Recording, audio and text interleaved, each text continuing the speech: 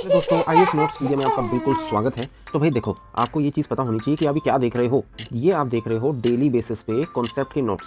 Concept बहुत ज़रूरी है दोस्तों। आप इसको ऐसे जान लो, कॉन्सेप्ट अगर आप नहीं अच्छे से करोगे तो भाई आपके लिए बड़ी दिक्कत आने वाली है। इसको हम थोड़ा सा कम कर देते हैं। तो ये जो है सीरीज़ है, बहुत अच्छी सीरीज़ है, इसको आप ज़रूर ध्यान से सुनना। एक एक दिन बहुत ही अच्छा रहेगा। तो हम इसमें एक इंडेक्स बना लेते हैं। चूँकि पहला क्लास है तो आपको ये पता होना चाहिए। ये हम एक इंडेक्स बनाएंगे। इंडेक्स के अंदर हम बार बार हर दिन एक टॉपिक लिख देंगे। ठीक है। तो आज का टॉपिक, अभी का टॉपिक, सबसे पहला टॉपिक वो क्या होगा? वो होगा स्टारबक्स की स्ट्राइक। देखो भाई, स्टारबक्स में ना स्ट्राइक हो गई है। ये है मेन्यू, खाने पीने का मेन्यू होता है ना भाई, ये है वो मेन्यू। तो चलो, स्टारबक्स की स्ट्राइक तो हो गई है। अब हम शुरू करते हैं स्टारबक्स की स्ट्राइक के बारे में जानते हैं कि हुआ क्या है। सर आप हमें अब ये बताओ। तो चलो हम शुरू करते हैं भाई। देखो, सबसे इंपॉर्टेंट टॉपिक सर हमारे लिए, यूपीएससी के लिए। अरे हाँ भाई, ऐसी ऐसी चीज़ें बड़ी काम आती हैं। तो देखो, हुआ क्या है दोस्तों। देखो, आप इसको ऐसे समझो, स्ट्राइक शुरू हुआ है 13 नवंबर को, है ना। एग्जैक्टली किस दिन शुरू हुआ है? आपका रेड कप डे पर शुरू हुआ। तो हुआ क्या है, देखो, 1000 से भी ज़्यादा ना स्टारबक्स के जो वो हैं, वर्कर्स हैं दोस्तों, वो स्ट्राइक पे चले गए हैं। वो सब स्ट्राइक पे चले गए हैं।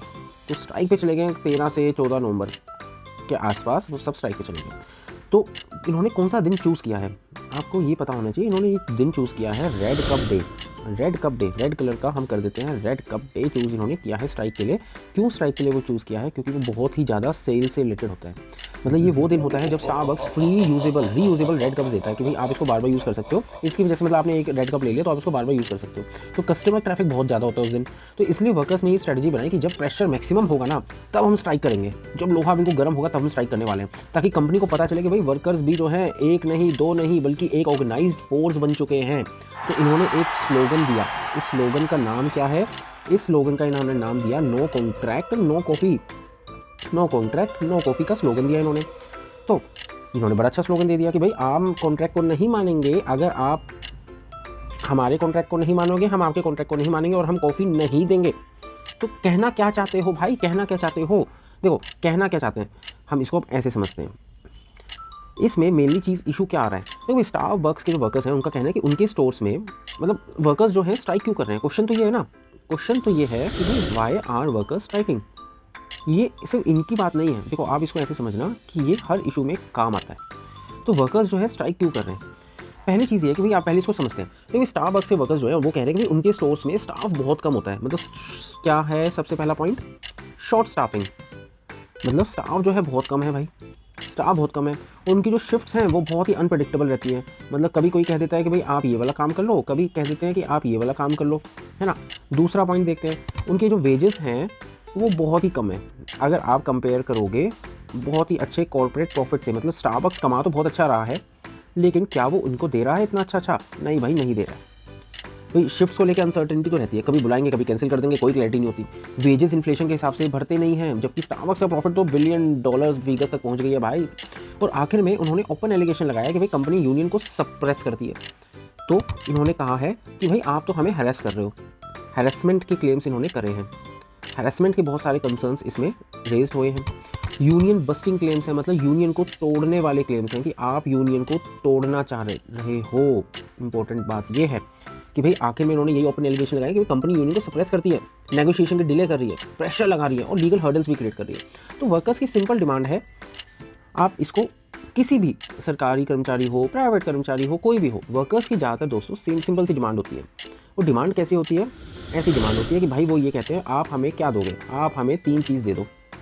3 चीज़ क्या दो? आप हमें फेयर प्ले का मौका दो। मतलब ये है कि भाई आप जो है हमें अच्छा मौका दो, कि भाई आप बेसिकली फेयर पे दो, कि भाई आप हमें अच्छी पे दो जितनी होनी चाहिए। देखो, मतलब आप कह लो कि भाई हमें करोड़ों रुपए दे दो, ऐसा नहीं है। फेयर मतलब कि जो कंपैरेटिव जितना वो काम कर रहे हैं उसके हिसाब से उसको काम उनको पे मिले।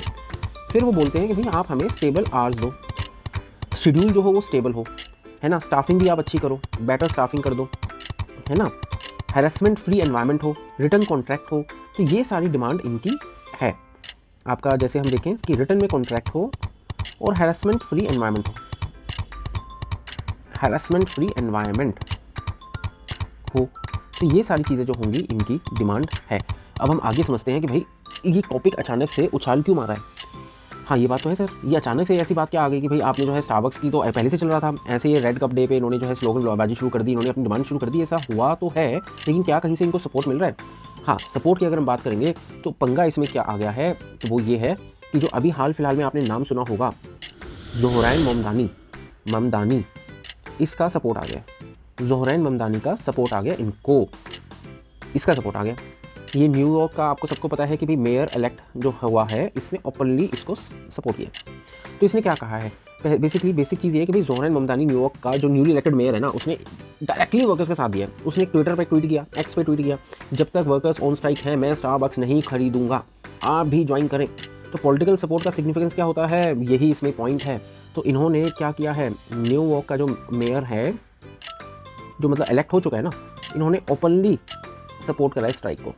इंपॉर्टेंट बात तो ये कि ये हो गई कि भाई किस तरह से पॉलिटिसाइजेशन हो जाती है चीज़ों की। अब इन्होंने क्या करा, इन्होंने कहा कि भाई पब्लिक बॉयकॉट करो, आप पब्लिक बॉयकॉट करो, तो भाई पब्लिक बॉयकॉट करो।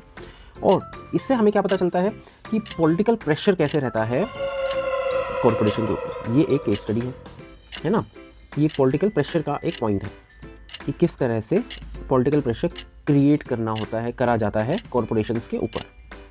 ठीक है, ये एक पॉइंट है जो कि आपके काम आएगा। तो पब्लिक रिप्रेजेंटेटिव्स का सॉलिडारिटी कॉर्पोरेट बिहेवियर को इन्फ्लुएंस करता है, स्पेशली लेबर डिस्प्यूट्स में। तो अब भाई किसी भी तरह का अगर हम बात करें, कोई भी कॉर्पोरेट होगा, है ना, कॉर्पोरेट हमेशा अपना एक रिस्पॉन्स तो देगा ना, हवा में तो नहीं बैठेगा कि नहीं भाई हम तो कुछ बोलेंगे नहीं, ऐसा नहीं चलता है, आपको कुछ जवाब तो देना पड़ेगा। तो स्टारबक्स का क्या रिस्पॉन्स आया है, तो स्टारबक्स का देखो दोस्तों रिस्पॉन्स तो आया है। तो स्टारबक्स ने क्या कहा है, स्टारबक्स ने कहा है कि भाई वो रिटेल सेक्टर में बेस्ट पे और बेस्ट बेनिफिट देते हैं। कितना देते हैं, स्टारबक्स ने कहा कि वो क्लेम कर रहे हैं, मतलब ना स्टारबक्स वाले क्लेम कर रहे हैं कि वो उनका बेस्ट रिटेल जॉब है। अगर हम रिटेल सेक्टर की बात करें तो बेस्ट है, वो लगभग $30 पर आवर के हिसाब से एवरेज देते हैं। ठीक, लेकिन और वो एक और चीज़ कह रहे हैं जो कंपनियां हमेशा कहती है डीमोरलाइज करने के लिए, वो ये कह रहे हैं कि ये जो यूनियन है ये सिर्फ 4% वर्कर्स को ही रिप्रेजेंट करती है। ठीक है, ये जो यूनियन है सिर्फ 4% वर्कर्स को ही रिप्रेजेंट कर रही है। और ये भी कह रही है कि यूनियन जो है वो बात करने से चलेगी। तो मतलब कंपनी के हिसाब से यूनियन से 4% वर्कर्स को रिप्रेजेंट करती है, तो उनका कहना है कि मेजॉरिटी एम्प्लॉइज सेटिस्फाइड है। मतलब ये कंपनी ये भी क्लेम कर रही है कि भाई यूनियन ही नेगोशिएशन टेबल से वॉकआउट करके हम तो बात करना चाह रहे हैं। इंपॉर्टेंट बात ये है, कंपनी ये भी कह रही है कि भाई हमारे तो 4 कॉन्जिक्यूटिव क्वार्टर से हमारा हिसाब किताब ही गड़बड़ा रखा है, हमारी तो इकोनॉमी वैसी डिरेल हो रखी है। अब इंपॉर्टेंट चीज़ जो है समझने की वो ये है, और वो है कि अमेरिका में अगर हम समझें दोस्तों, यूनियनाइजेशन की बात करते हैं, अमेरिका की यूनियनाइजेशन कैसी रही है अमेरिका में, मतलब यूनियन कैसी रही है। तो यूएस में हिस्टोरिकली यूनियंस जो है स्ट्रॉन्ग थी, शुरू से ही स्ट्रॉन्ग रही है, खासकर ग्रेट डिप्रेशन के बाद रूजवेल्ट के लेबर एक्ट्स आए, बहुत अच्छी बात है। तो अगर हम इसको ऐसे समझें कि भाई रूजवेल्ट एरा में यूनियंस को स्ट्रॉन्ग किया गया था। लेकिन यूनियन की मेंबरशिप की अगर हम बात करें, यूनियन की मेंबरशिप की अगर हम बात करेंगे ना, तो वो उसका क्या हालचाल हुआ, वो हुआ है 1983 में, जहाँ 20.1% थी, वो फॉल होके गिर के कितनी हो गई, 2024 में सिर्फ 9.9% रह गई। सेम चीज़ अगर हम समझें कि रूजवेल्ट के एरा में, रूजवेल्ट के एरा में यूनियंस बहुत स्ट्रॉन्ग थी दोस्तों। ठीक है, उन्होंने बहुत सारे एक्ट्स पास करे, उन्होंने लेबर एक्ट्स पास करे, तो उसे यूनियन को सहायता मिली। लेकिन फिर रेगन के एरा में ये प्रेसिडेंट का नाम है ना भाई, ये तो पता होना चाहिए, यूनियंस जो हो गई वो कमज़ोर हो गई। इंपॉर्टेंट बात ये है, क्योंकि 1970s-80s में रेगन के एरा में डीरेगुलेशन होने शुरू हो गया, तो मतलब सरकार ने हाथ अपने खड़े करने शुरू कर दिए, तो यूनियंस जो है वीक हो गई। तो आज की सिचुएशन क्या है, आज की सिचुएशन बहुत इंटरेस्टिंग हो रखी है। टेक रेवोल्यूशन तो हो रहा है, सर्विस सेक्टर जॉब्स जो हैं लो पे और इनसिक्योर हो गई है। Retail, food, delivery, warehousing, सब जगह वर्कर्स इनसिक्योर फील कर रहे हैं। ये सिर्फ वहाँ की बात नहीं है, ये भारत की भी बात है। तो आप इसको समझने की कोशिश करो, और ये ज़रूरी कॉन्सेप्ट है। तो अगर आज की आप बात करोगे, रिवाइवल तो हो रहा है, देखो टेक सेक्टर स्ट्रॉन्ग हो रहा है, लेकिन लो वेजेस हैं और ऑटोमेशन का फेयर चल रहा है। तो इंपॉर्टेंट बात क्या है कि टेक रेवोल्यूशन तो प्रेजेंट है, टेक रेवोल्यूशन तो हो रहा है भाई, बिल्कुल हो रहा है, इसमें कोई दो राय नहीं है। ठीक, लेकिन सर्विस सेक्टर्स की जो जॉब्स हैं, है ना, आपकी सर्विस सेक्टर्स की जो जॉब्स हैं वो कैसी हैं।